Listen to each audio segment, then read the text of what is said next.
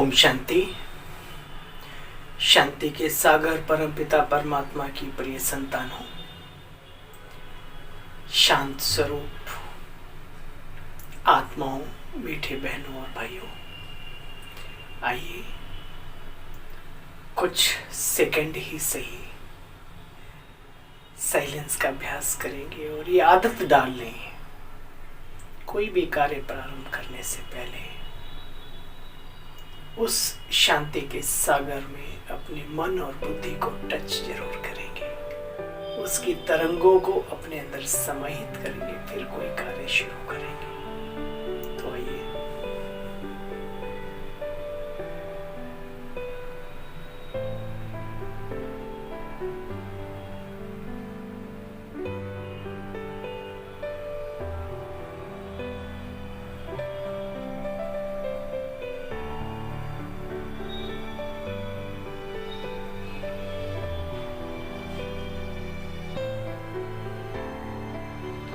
ओम शांति। आज बाबा ने मुरली में क्या कहा उसका सार इजी वे मुरली दर्शन चैनल के तहत हम सुन रहे हैं। मैं आपका अपना दैवी भाई आपकी सेवा में सदैव की तरह से आज भी हाजिर है। आप बाबा की नजरों में, बाबा की यादों में सदा हाजिर रहें, यही कामना है अपनी। मीठे बच्चे, एक बाप ही है जिसकी महिमा अपरम अपार है। भारत नहीं, सारे विश्व में उसकी महिमा होती है। बाप के जैसी महिमा किसी और की भी हो नहीं सकती, किसी की भी नहीं हो सकती। प्रश्न, आप बच्चों को इस पढ़ाई का बहुत बहुत बहुत कदर होना चाहिए। आखिर क्यों? क्योंकि सारे कल्प में एक ही बाप परम धाम से आते यहां पढ़ाने के लिए। यहां तो पढ़ाने वाला कितनी दूर से आता है, विचार करो, वो परम धाम निवासी। तो बच्चों को पढ़ाई का कदर बहुत होना चाहिए। अगर थोड़ी बहुत दिक्कत भी हो तो भी कोई हर्जा नहीं। आखिर दिक्कत के सामने प्राप्ति रखेंगे तो दिक्कत नहीं लगेगी। तुम्हारे स्कूल गली गली में होने चाहिए ताकि सबको पढ़ने की सहूलियत मिल सके। नहीं तो इतने सब कैसे पढ़े? बाबा का परिचय तो बच्चे सबको मिलना है, कोई भी आत्मा छूटेगी नहीं परमात्म परिचय से। ओम शांति। अगर आत्मा ना हो बच्चे तो ये आंखें काम न कर सके। आज बहुत ही इंपॉर्टेंट पॉइंट है, महसूस करें हम जीवन में। शरीर बहुत कुछ है, लेकिन ये आत्मा के बिना शरीर मिट्टी है। कहा जाता है मिट्टी है, मिट्टी भी मिल जाएगी। इसके जो भी यंत्र हैं बिना आत्मा के काम नहीं करते। अगर आत्मा ना हो तो यह आंखें बच्चे काम न कर सके। सब कुछ आत्मा ही जानती है, करती है, महसूस करती है। अभी तुम बच्चों को यहां आत्म अभिमानी बनाया जाता। आत्मा शब्द बाहर की दुनिया में भी है, लेकिन आत्म स्वरूप में टिककर जीवन पर्यंत अपने कर्तव्यों को कोई पूरा करे, ये सिर्फ ब्रह्मा कुमार कुमारियों के भाग्य में है।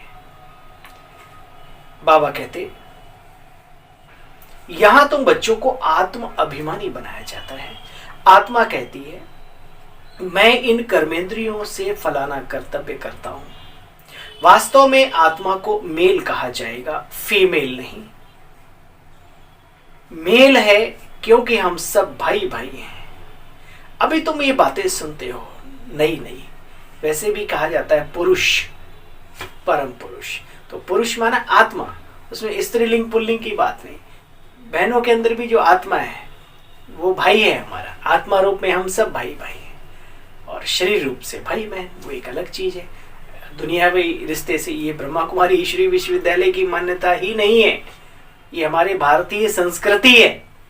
जब हम मंदिर में जाते हैं, पति पत्नी दोनों ही हाथ जोड़कर करबद्ध होकर के खड़े होते हैं और क्या कहते हैं, तुम्हें माताश्च पिता तुम्हें। तो आपस में क्या हो गया है ना। और पत्नी को क्या बोलते हैं, धर्म पत्नी, यानी दैहिक धर्म के हिसाब से पत्नी आत्मिक रूप से हमारा भाई है। हम दोनों रोल अदा कर रहे हैं। ऐसा करके देखें आप, वाह क्या जीवन का आनंद है। बाबा कहते हैं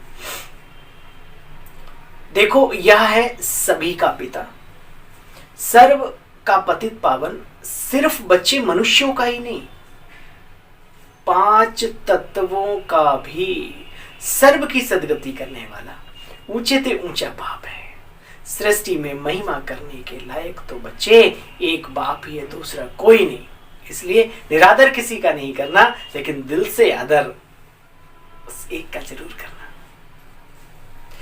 बाप कहते मीठे मीठे बच्चे तुम जान गए हो हम 84 जन्म कैसे लेते हैं। तुम्हारा गृहस्थ व्यवहार पवित्र था। मंदिरों में जाकर गाते हैं ना, सर्वगुण संपन्न 16 कला संपूर्ण, संपूर्ण निर्विकारी आदि आदि।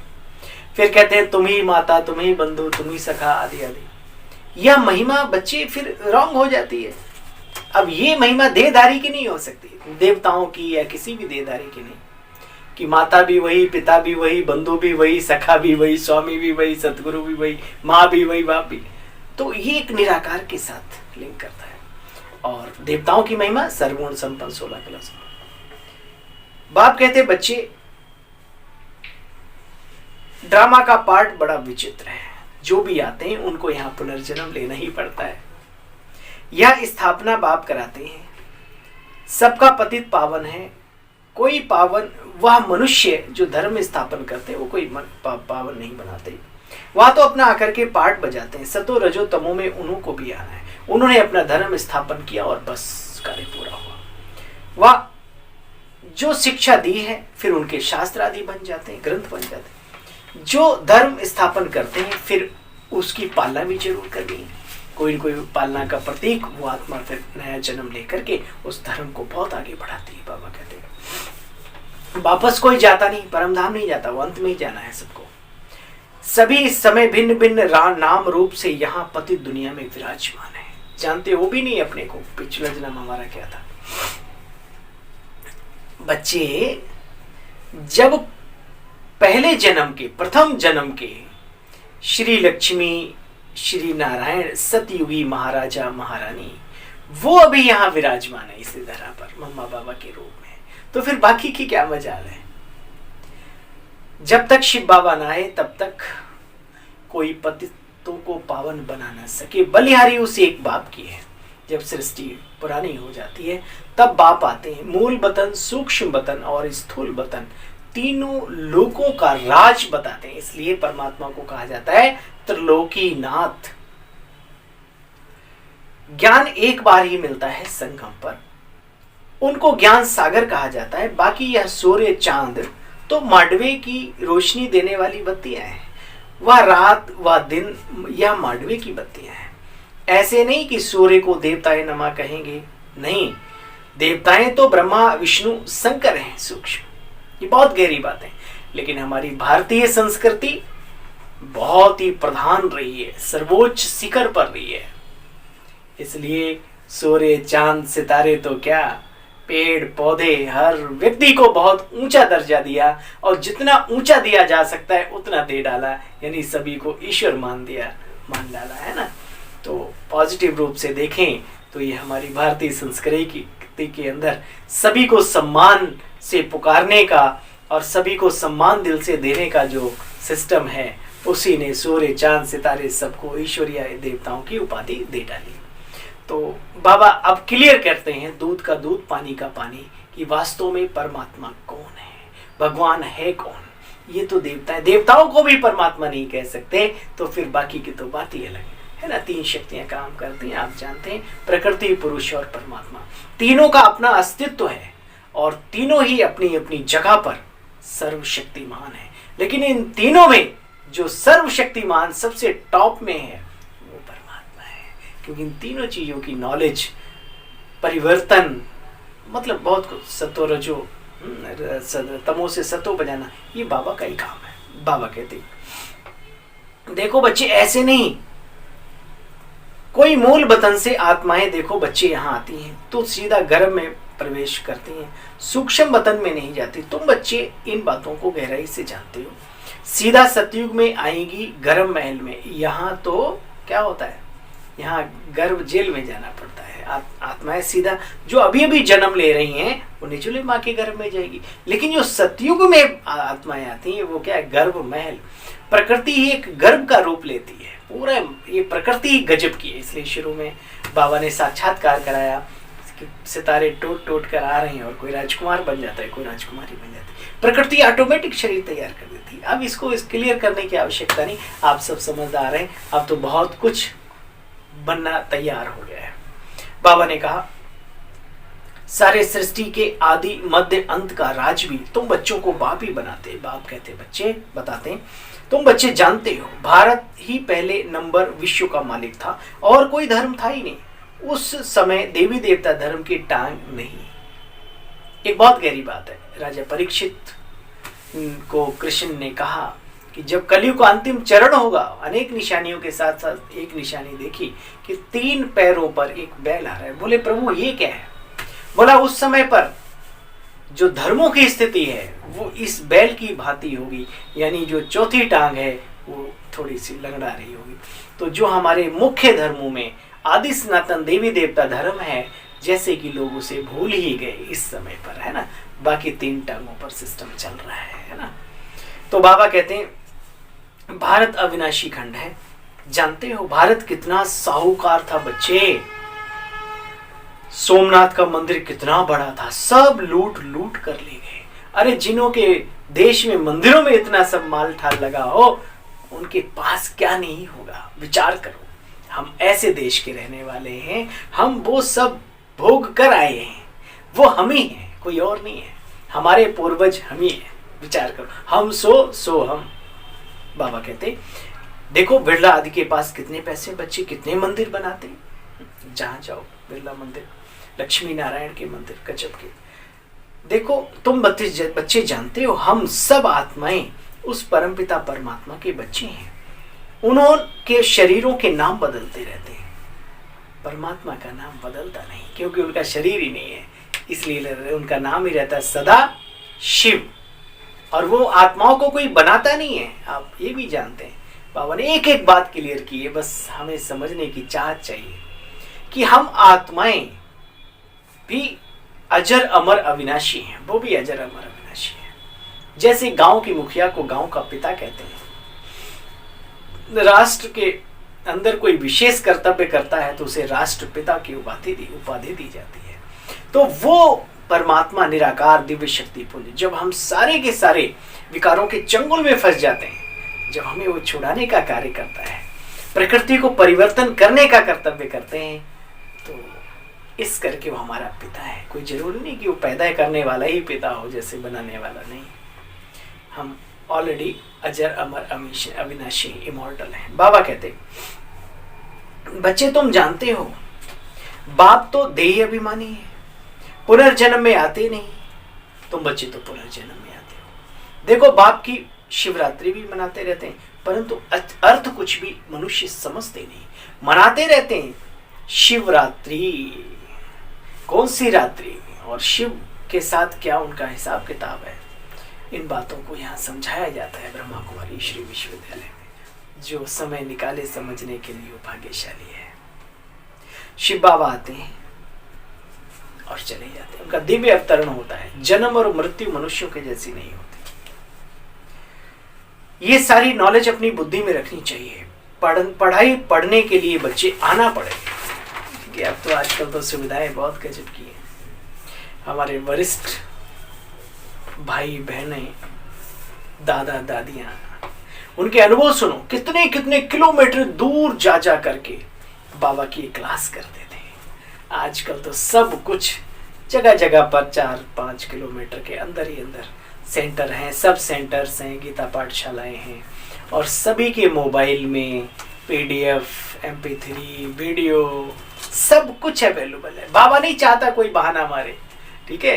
कोई ये ना कहे कि हमें मुरली नहीं मिली, क्या करें हम पुरुषार्थ इसलिए नहीं कर पाए। नहीं, सारा स्कूल ही अब तो तुम्हारी पॉकेट में आ गया। तो बाबा कहते हैं फिर भी अगर कोई थोड़ी तकलीफ होती है तो क्या दिक्कत है। लोग तो पढ़ने के लिए अमेरिका, लंदन, फॉरेन में कहाँ जाते हैं अपना जीवन बनाने के लिए। यह क्या है बच्चे, बाप कहते हैं मैं कल्प कल्प संगम युगे युगे परम धाम से पढ़ाने आता हूँ। तो बच्चों को इस पढ़ाई का कितना कदर होना चाहिए। आगे चलकर तुम्हारे स्कूल गली गली में खुले, वो दिन दूर नहीं है, और अभी तो है भी। जिधर देखो बाबा का झंडा लहराता है, बड़ा मन खुश हो जाता है। कहीं गाड़ी पे स्टिकर लगाओ तो लगता है मेरी अपनी ही बाबा की गाड़ी है ना। नहीं तो सब पढ़ेंगे कैसे अगर गली गली में नहीं खुलेंगे। भाई माताएं हैं, बहनें हैं, इतनी दूर नहीं जा सकती, और बाबा तो पढ़ाई पढ़ा रहे हैं रेगुलर रूटीन में। 2 बार पढ़ो तो और ज्यादा अच्छा है। बाबा का परिचय सबको मिलना चाहिए बच्चे, बाप को जरूर जानेंगे।